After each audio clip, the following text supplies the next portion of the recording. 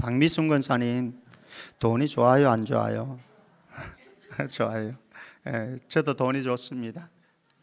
그런데 이 돈이라고 하는 것은요, 가치 중립적이다, 이런 표현을 합니다. 재물이라고 하는 것은 가치 중립적이다.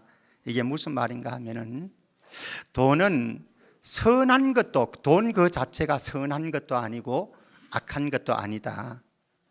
그런데 돈이 선할 수도 있고 악할 수도 있는데, 문제는 무엇인가 하면은 이것에 대한 우리의 태도인 거죠. 만약에 돈을, 재물을 얻기 위해서 악한 방법으로 돈을 벌어서 그것을 악한 일에 사용하게 되어진다고 한다면은 돈은 악한 것이 될 수 있고 이것이 우리에게 재앙이 되어질 수도 있습니다. 그러나 우리가 돈을 선한 방법으로 열심히 일하고 노력해서 많은 돈을 모아서 저축해서 이것을 가지고 하나님이 기뻐하시는 선한 일에 부한 삶을 살아갈 수가 있다고 한다면 이 재물은 선한 것이고 우리의 인생에 굉장한 영광스러운 것이 되어질 수도 있다라고 하는 것이죠. 그래서 돈 자체보다도 우리가 돈을 어떻게 벌고 어떻게 사용하느냐, 이게 이제 중요한 거죠. 오늘 우리는 죄송합니다. 제가 요거 먼저 보고 설교 들어가야 이 표현이 되어지는데, 방송실 영상 좀 부탁합니다.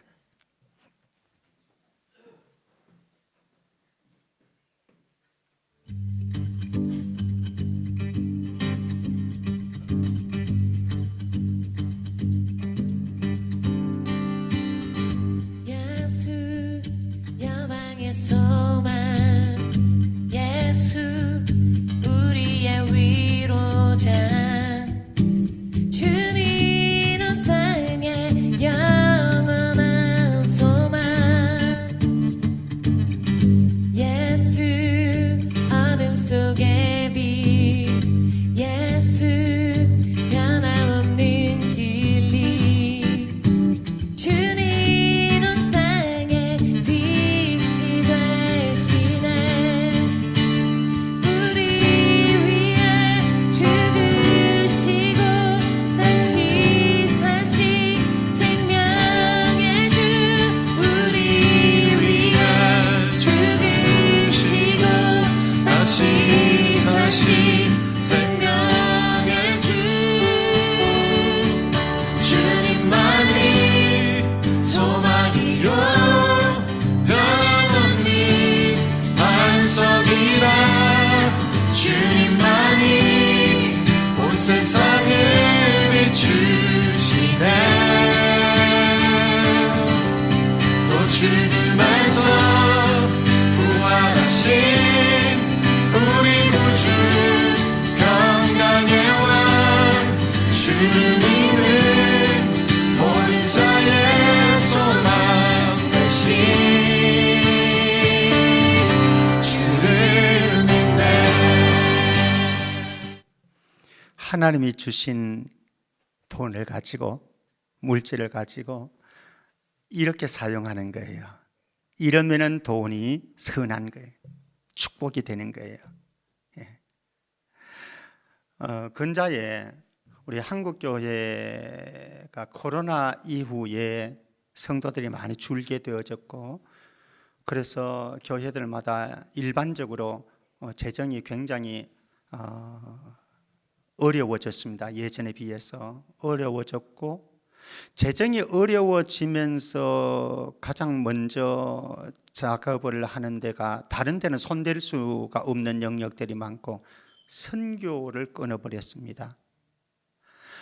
이분들이 이렇게 선교 활동할 수 있는 것은 오늘 여러분들이 작정하는 선교 헌금이 모아져 가지고 그들에게 우리가 후원을 해주니까 이들이 열방 가운데서 복음을 전하는 선교 사역을, 한 생명을 건지려고 하는 이 사역을 활발하게 할 수 있는 거거든요.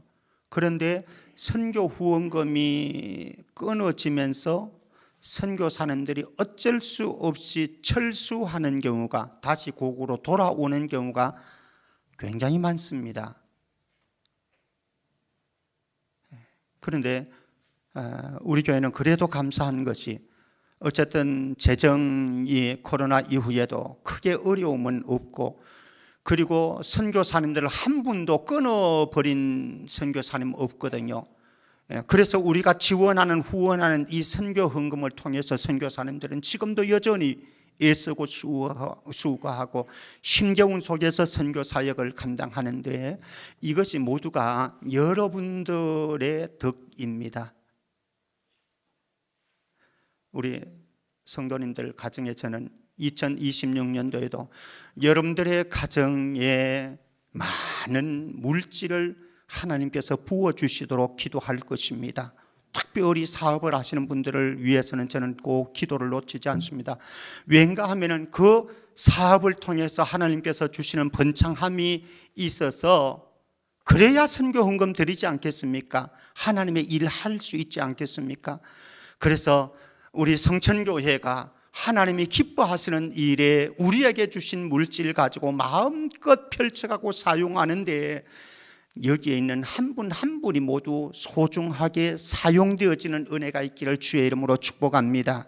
자, 오늘 말씀에 들어가게 되어지면요, 바울이 에베소 교회를 목회하고 있는 아들과 같은 디모데에게 목회의 지침을 주는 것이 바로 디모데 전후서인데, 오늘 본문 말씀은 특별히 목회적인 권면을 하라고 하면서 돈을 가지고 있는 부한 자들에게 이렇게 권면하고 가르쳐라 라고 하면서 목회 지침을 주고 있는데, 오늘 전체 말씀은 17절에서는 소극적인 명령이 나오고요, 18절 19절에 가면은 적극적인 명령이 나오고, 그리고 하나님께서 이렇게 행할 때에 어떤 복을 주시는가에 대해서 말씀을 해주고 있습니다. 먼저 한번 소극적인 명령 현장으로 가보십시다. 17절 말씀에 가게 되어지면요, 17절 말씀, 부자들이 빠질 수 있는 함정 두 가지를 제시를 합니다. 그래서 부한 자들이 경계해야 될 것이 있는데 두 가지입니다. 우리 17절 같이 한번 읽어봅니다. 시작. 내가 이 세대에서 부한 자들을 명하여 마음을 높이지 말고 정함이 없는 재물에 소망을 두지 말고 오직 우리에게 모든 것을 후히 주사 누리게 하시는 하나님께 두며 말씀합니다. 첫 번째 함정, 빠지기 쉬운 함정, 부한 자들이 빠지기 쉬운 함정. 첫 번째는 마음 관리를 잘못해서 교만해지고 자만해지는 겁니다. 마음 관리를 잘못해서 교만에 빠지고 자만하게 되어지는 겁니다. 오늘 17절 다시 한번 보면요, 내가 이 세대에서 부한 자들을 명하여 마음을 높이지 말고. 사실은 우리가 사회에서 힘 있는 자리에 올라가게 되어지고 또 가진 것이 남보다 많다라고 생각했을 때에 나도 모르게 내 마음이 높아질 수 있는 거죠. 그래서 나도 모르는데 내가 자만에 빠져 있고 교만에 빠질 수가 있는 거죠. 그리고 스스로 대단한 것처럼 착각하고 오해하며 살아갈 수도 있습니다. 더더구나 이런 돈을 많이 가진 사람들 가운데 돈이면은 세상에 해결 안 되는 것이 없어. 돈이면은 다 돼. 이런 환상에 빠져 있을 수 있는 거죠. 이거 경계하는 거예요.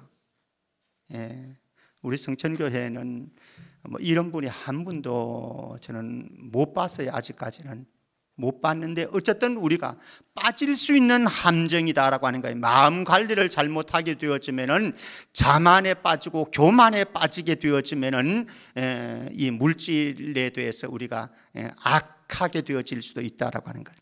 두 번째 함정이 있습니다. 17절 다시 봅니다. 소망에 대한 부분인데 소망 관리입니다.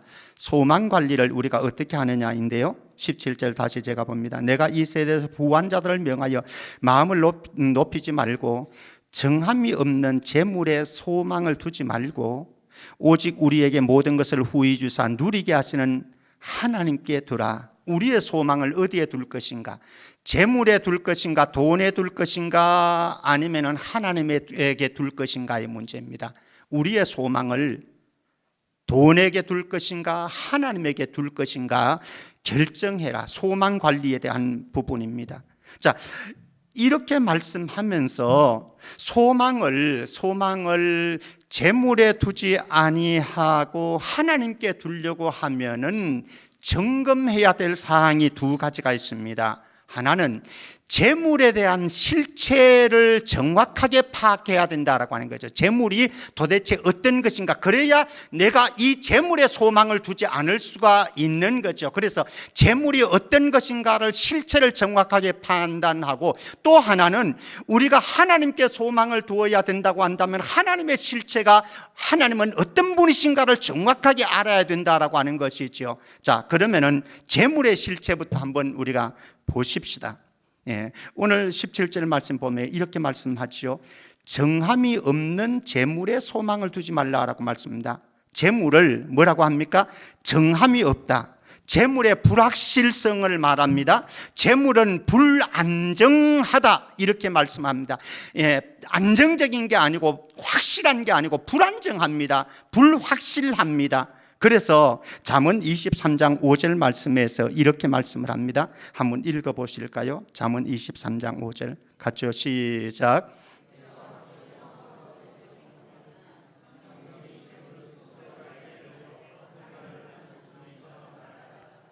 예, 재물이 뭐라고요? 독수리 같다. 독수리 같자. 예, 독수리가 힘이 있잖아요, 이거죠. 날개치고 날아가 버리는 거예요. 뭐가? 재물이. 그래서 잠언 23장 5절의 서두에서는 내가 어찌 허무한 것에 주목하느냐 이렇게 말씀하는 거예요. 이게 불안정하다라고 하는 거예요. 이 말씀을 독수리가 날개치면서 날아가는 것처럼 재물이 우리에게서 날아갈 수도 있는데, 이것을 방정해 주는 대표적인 예가 하나 있다고 한다면 무슨 사건이겠습니까? 욥의 사건 아니겠습니까? 욥기 1장 2장이 나오는 욥의 사건들. 하루아침에 그 많은 동방의 유명한 거부인 욥이 하루아침에 다 날아가 버리는 거예요. 다 날아가 버린 거예요. 이것을 우리가 믿을 수는 없습니다. 재물이 어느 날 한 푼도 없다가 어느 날 갑자기 푹 들어오는 경우도 있고, 내 호주머니에 두둑했던 이 돈이 쑥 빠져나가는데 어느 날 하루아침에 날아갈 수도 있다라고 하는 거예요. 이게 재물이라고 해요. 정함이 없는 재물에 소망을 두지 말라. 그런데 이것에 정함이 없는 독수리의 날개치듯 올라 사라져 버릴 수 있는 이것에 소망을 두는 사람이 있습니다. 우리 누가복음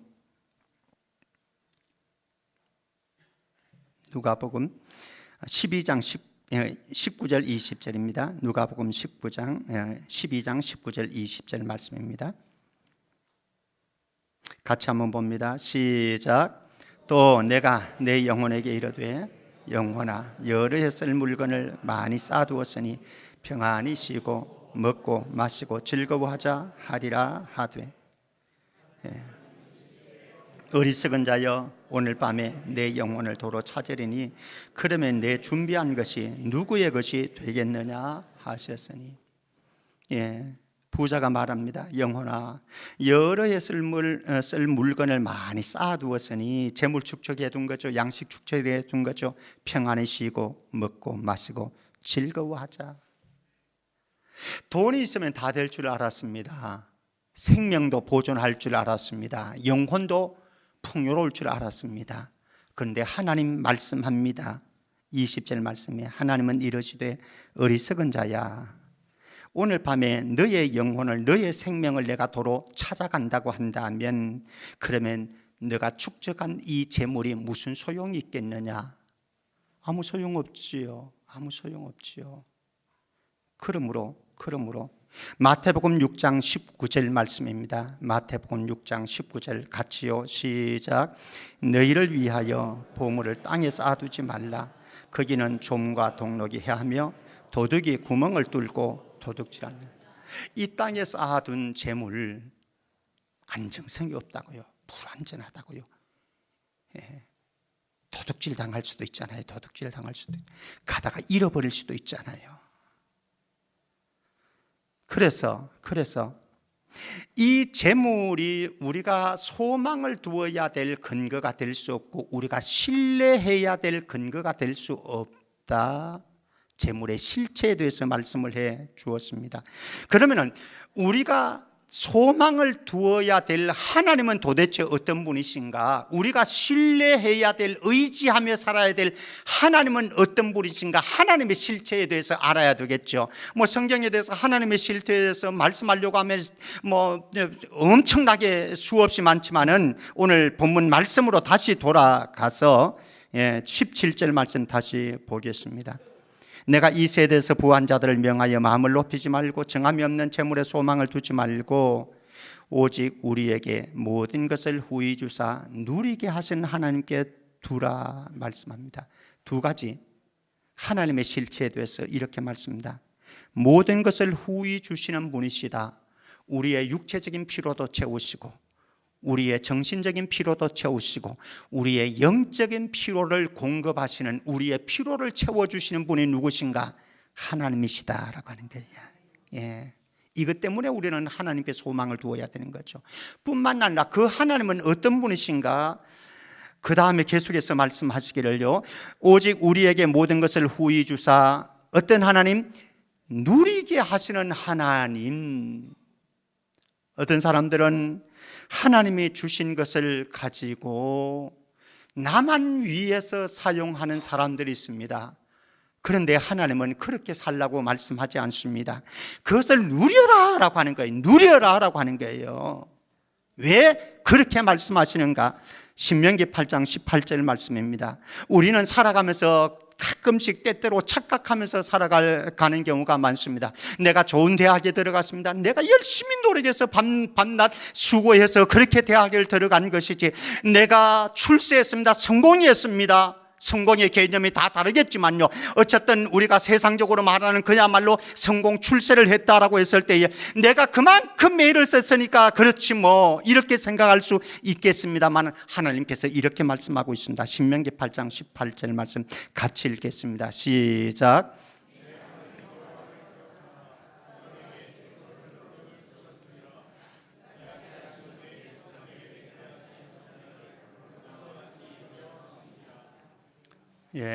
우리가 아무리 능력이 있어도요, 우리가 아무리 실력이 있어도요, 우리가 아무리 많이 배웠어도요, 하나님께서 우리 뇌세포 하나 탁 건드리면 끝나요. 뇌신경 하나 탁 건드리면 끝나요. 뭘 자랑할 게 있다고요? 뭘 내가 했다고? 하나님이 우리에게 재물을 얻을 능력을 주신 거예요. 건강 주시지 않아야 하시면은, 여러분들이 우리 장로님들 계신데, 장로님들 건강 하나님께서 빼앗아가게 되어지면요, 뭘 하겠어요? 사업도 다 놔야 되는데요. 그런데 하나님께서 우리에게 은혜를 베풀어 주셔서 오늘도 건강하게 경제활동 열심히 할 수 있도록 하셨고, 열심히 한 대가로 또 하나님께서 우리에게 보상도 해 주시는데, 그래서 우리에게 재물을 우리 손에 들려줘서, 이거 내가 너희들에게 주었으니까 이건 너희들 거 아니다. 그러므로 너희들이 내가 준 이 재물을 가지고 어떻게 살래? 이제 보십시다. 18절 말씀 가보십시다. 하나님께서 우리에게 하나님이 맡기신 재물을 청지기로서 우리는 어떻게 사용하기를 원하시는지 두 가지 차원에서 봅니다. 18절 말씀 우리 같이 한번 읽어봅니다. 18절 시작. 선을 행하고 선한 사업을 많이 하고 나누어 주기를 좋아하며 너그러운 자가 되게 하라. 첫 번째 적극적인 명령입니다. 선한 일에 선을 행하고 선한 사업을 많이 하라. 하나님께서 저와 여러분들에게 재물을 맡겨주고 돈을 맡겨주신 이유는 그것을 가지고 너 배불리 살고 배불리 먹고 이거 너 좋은 옷 사가지고 박미순 권사님 얼마짜리가 최고 옷이에요? 명품 가방 있어요? 없어요? 없어요. 이혼서에 명품 가방 하나 없어요? 잘하셨어요. 자기를 위해서 살지 말고 선한 일을 하고 선한 사업에 부하라. 이 책임이 우리에게 의무가 있다고요. 하나님께서 그렇게 우리에게 있는 돈은요, 하나님께서 우리에게 주신 재물은, 물질은, 돈은 이렇게 쓰든 저렇게 쓰든 다 쓰게 되어 있습니다. 이게 투자입니다. 이런 데 투자할 수도 있고 저런 데 투자할 수도 있고, 여러분들이 가지고 있는 이 돈을 하나님이 우리에게 주셨는데 이 돈을 가지고 이렇게 사용할 수도 있고 어떤 사람은 이렇게 사용할 수도 있는데, 오늘 말씀은 내가 너희들에게 준 돈을 가지고 선을 행하고 선한 사업을 많이 해라. 사랑하는 성도 여러분, 우리 성천 공동체 모두가 하나님께서 주시는 물질 가지고 선한 곳에 더 가치 있고 더 의미 있는 곳에 마음껏 사용하는 은혜가 있기를 축복합니다. 그 일이 무엇이겠습니까? 정말로 선한 일, 선한 곳, 더 가치 있는 곳, 더 가치 의미 있는 일 무엇이겠습니까? 선교 아니겠습니까? 선교사님들이 자기의 청춘을 내놓고 선교지에 가서 이름도 모르고 낯도 서른 그곳에 가서 복음 위해서 한 영혼 살리겠다고 그렇게 복음 들고 나가서 선교하고 있는 우리 선교사님들, 저와 여러분들이 작정 안 하시고 저와 여러분들이 이 헌금 안 해서 후원 못하면요, 서준하 선교사님 돌아와야 됩니다. 오병희 선교사님 돌아와야 돼요. 우리의 협력 선교사님 다 돌아와야 됩니다. 철수해야 합니다. 근데 여러분들이 크든 적든 간에 이렇게 정성 모아서 마음 모아서 헌금해 주시는 이 헌금을 통해서 선교사님들은 선교 현장에서 애써 수고하는데, 이런 선한 일에 선한 사업에 우리의 투자하는 것 결코 헛되지 않습니다. 첫 번째, 선한 일에 투자하는 삶을 살아라. 두 번째, 18절 다시 보도록 합니다. 18절, 선을 행하고 선한 사업을 많이 하고 나누어 주기를 좋아하고 너그러운 자가 되게 하라. 이렇게 말씀합니다. 나누어 주기를 좋아하고 너그러운 자가 되게 하라. 성도들 가운데는요, 사람들 가운데는 어떤 사람들은 더 많이 있습니다. 정말 많이 있습니다. 그런데 쓸 줄을 몰라요. 쓸 줄을 몰라요. 하나님이 분명히 그에게 많은 것을 주셨는데 쓸 줄을 몰라요. 나눠주는 삶이 없어요. 어떤 사람은요, 정말 없어요. 가난해요. 제가 봐도. 근데 나눌 줄 알아요. 이분은. 한번 확인해 보십시다. 잠언 11장 24절 말씀 한번 보십시다. 잠언 11장 24절 같이요. 시작. 흩어구제하여도 더욱 부하게 되는 일이 있나니 과도히 아껴도 가난하게 될 뿐이니라. 사실 저와 여러분들이 우리 손에 있는 돈 그냥 나눠주고 허비하기를 원해요? 아니면 움켜잡고 나를 위해서 사용하기를 원해요? 말하면 이게 그냥 그 질문을 하고 합니까? 이런 거 아니겠습니까? 다 우리에게는 욕구가 있어요. 그런데 말씀 다시 한번 잠언서 11장 24절 보실래요? 흩어구제를 하는데 어떻게 된다고? 더욱 부하게 된, 과도히 아끼는데 수전노처럼 그렇게 인색한 삶을 살아가는데 어떻게 된다고요? 가난하게 되어진다고요.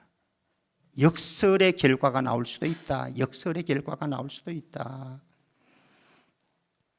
그러므로 저와 여러분들을 살아가면서 나누어 주기를 좋아하는, 하나님이 기뻐하는 물질, 활용, 사용이 되어질 수 있기를 축복합니다. 그 다음에 또 하나 말씀해 주었죠. 18절 다시 돌아가면은요, 선을 행하고 선한 사업을 많이 하고 나누어 주기를 좋아하며 어떻게 해요? 너그러운 자가 되라. 너그러운 자가 되라.